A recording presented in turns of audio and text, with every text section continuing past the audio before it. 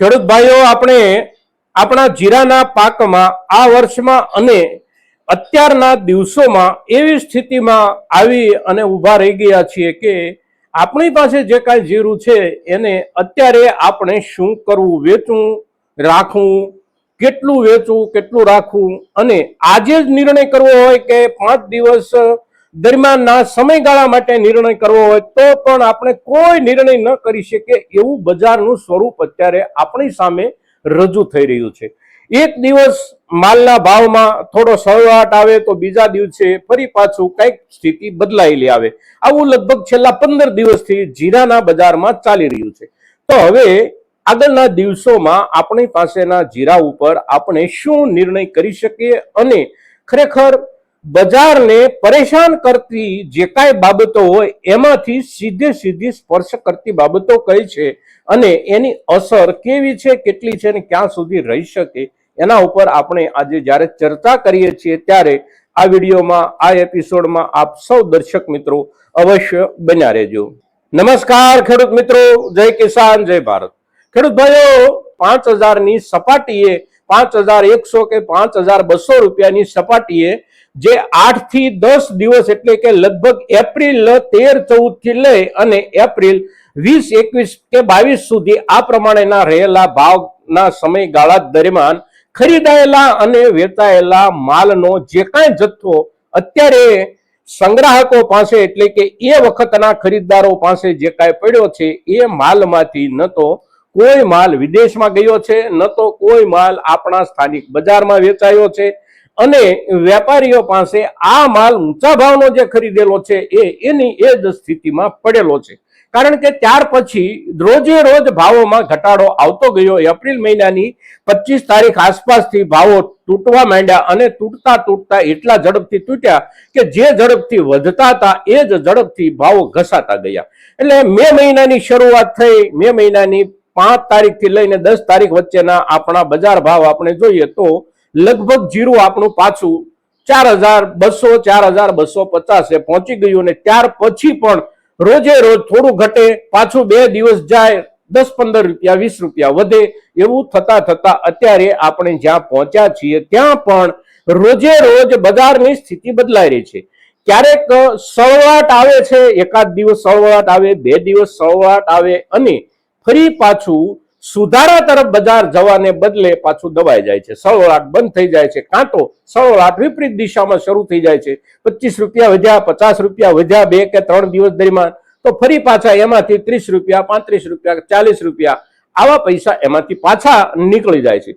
ફરી 2-4 દિવસ જાય અને કોઈને કોઈ સામાન્ય કારણોસર સામાન્ય સળવાટ આવે છે। સળવાટમાંથી સુધારો બનતો નથી અને સળવાટમાંથી જો સુધારો બને તો થોડો ઘણો પણ સુધારો બને તો ત્યાર પછી આપણે વધારાની અપેક્ષા રાખી શકીએ, પણ સ્થિતિ સળવાટથી આગળ નથી વધતી। હવે બજારમાં આ જે માલ છે એના નિકાલની કોઈ પણ શક્યતાઓ નજીકના દિવસોમાં છે કે કેમ? હવે આમાં 2 મુદ્દાઓ લાગુ પડે છે। એક મુદ્દો ભાવનો લાગુ પડે છે અને એક મુદ્દો નિકાલનો લાગુ પડે છે।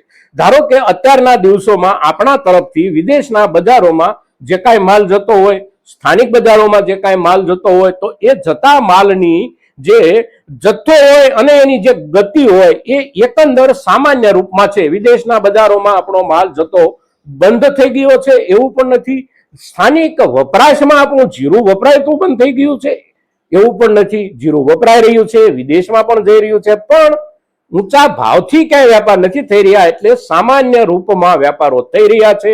ખરીદેલો જે માલ છે વેપારીઓ કે સંગ્રાહકો પાસે એ ઊંચા ભાવનો છે, એટલે ઊંચા ભાવનો માલ એનો નિકાલ નથી થતો। તો અત્યારના સમયે જે બજારમાં થોડો ઘણો વેપાર થઈ શકે તેમ હોય એ વેપાર કરવા માટે આખું વેપારી માળખું જે આપણું છે એમાંથી બહુ થોડા લોકો સક્રિય છે, કારણ કે મોટા ભાગના લોકો માલમાં ફસાયેલા છે।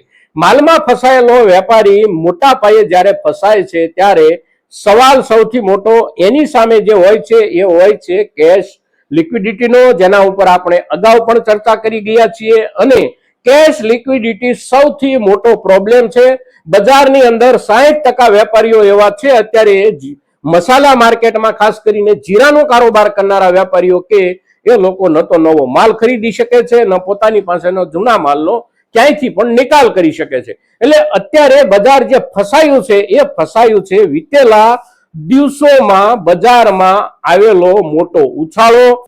અને એ જે ઉછાળો હતો એ સટ્ટાખોરીનો ઉછાળો હતો. આ સ્વાભાવિક હતું. એ દિવસોમાં પણ આપણે ખેડૂતોને વારંવાર કીધું છે કે આ સટ્ટાખોરીનો ઉછાળો છે. બજારમાં આવડી મોટી માલની તાત્કાલિક ક્યાંય જરૂરિયાત ઊભી નથી થઈ ગઈ. બજારને રમાડવામાં આવી રહ્યું છે. જે ખેડૂત ભાઈઓ નીકળવા માંગતા હોય એ નીકળી જાય. કમસે કમ પોતાની પાસેથી અડધો માલ 30% 35% માલ વેચી અને અત્યારના બજારનો લાભ લઈ લે. અને ઘણા બધા ખેડૂતોએ લાભ લીધો છે. જો લાભ ન લીધો હોય તો માલ આટલો બધો સંગ્રહિત રૂપમાં વેપારીઓ પાસે ન હોય. એટલે આપણામાંથી ઘણા બધા ખેડૂતોએ ઊંચો જ્યારે ભાવ થયો ત્યારે માલ વેચ્યો છે. પણ હવે જે પડ્યો છે એને માટે સમય કેવો આવી શકે? તો આપણે વીતેલા દિવસોમાં જે કાંઈ વાત કરી છે એમાં એક વાત આપણે અવશ્ય કરી છે કે ચાઇના અને બાંગ્લાદેશ આપણી પાસેથી મોટો માલ જો ન ખરીદે તો આપણા માલના મોટા નિકાલની શક્યતા આખી દુનિયામાં ક્યાંય નથી. કારણ કે ચાઇના અને બાંગ્લાદેશ આ બે દેશો જેવા છે કે એમની પાસે મોટી વસ્તી છે, એમની મોટી જરૂરિયાત છે. સાથે સાથે આપણી જે ખોરાક પદ્ધતિ છે ભારતીય ઉપખંડની, એ ખોરાક પદ્ધતિમાં જ આ બધા મસાલાઓનો વિશેષ વપરાશ થાય છે. આપણે જેને સારું માર્કેટ કહેતા હોઈએ, ઊંચા ભાવથી વેચાતા માલ, એટલે કે યુરોપનું માર્કેટ હોય, અમેરિકાના દેશોનું બજાર હોય, તો આ બજારમાં આપણા ઊંચી ક્વોલિટીના માલ થોડા ઘણા વેચાઈ શકે, પણ એની માત્રા બહુ ટૂંકી હોય છે. બહુ મોટા પાયે આપણે ત્યાંથી માલ યુરોપના બજારમાં જવાની શક્યતાઓ નથી હોતી, અમેરિકાના બજારોમાં જવાની પણ શક્યતાઓ નથી હોતી. આપણા માલની વિશેષ શક્યતાઓ નિકાસની જે કાંઈ હોય છે એ આપણા દક્ષિણ એશિયન દેશો જે કોઈ છે ત્યાં જાય છે. જેમ કે ફિલિપાઇન્સ હોય, મલેશિયા હોય, ઇન્ડોનેશિયા હોય, આ બધા દેશોમાં આપણું જીરું જાય છે. મહત્તમમાં મહત્તમ જ્યાં જાય છે એ દેશો બે છે, ચાઇના અને બાંગ્લાદેશ. મોટી વસ્તી છે, આપણા જેવી ખોરાક પદ્ધતિ છે, એટલે જીરાની વપરાશ એમને ત્યાં વધારે છે. 1 લાખ ટનથી પણ વધારે જીરું આપણે ચાઇનાને વેચવું હોય વીતેલા 5 વર્ષ દરમિયાન એવા પ્રસંગો છે. અને 60 થી 65,000 ટન માલ આપણો બાંગ્લાદેશે ઉપાડ્યો હોય એવા પણ દાખલાઓ વીતેલા 5 વર્ષ દરમિયાનના છે. આ વર્ષની આ સિઝનમાં હજી એમના તરફથી મોટી ખરીદી નથી નીકળી રહી. એમને ત્યાં એટલે કે ચાઇનામાં જો પાકનું ઉત્પાદન ઓછું હશે તો હવે નજીકના દિવસોમાં એમની ખરીદી શરૂ થઈ શકે છે. બાંગ્લાદેશમાં મુદ્દો જે છે એ રાજકીય અસ્થિરતાનો મુદ્દો છે. આપણા દેશની અંદર આપણી જે કાંઈ વપરાશ છે એ વપરાશની જે જરૂરિયાત હોય એ જરૂરિયાત પ્રમાણે તો હજી આપણા ખેડૂતો તરફથી જ માર્કેટમાં માલ જઈ રહ્યો છે. એટલે આપણા બજારની જે જરૂરિયાત છે એના કદ પ્રમાણે, એના માપ પ્રમાણે અત્યારે આપણા માલના ભાવ આપણને મળી રહ્યા છે.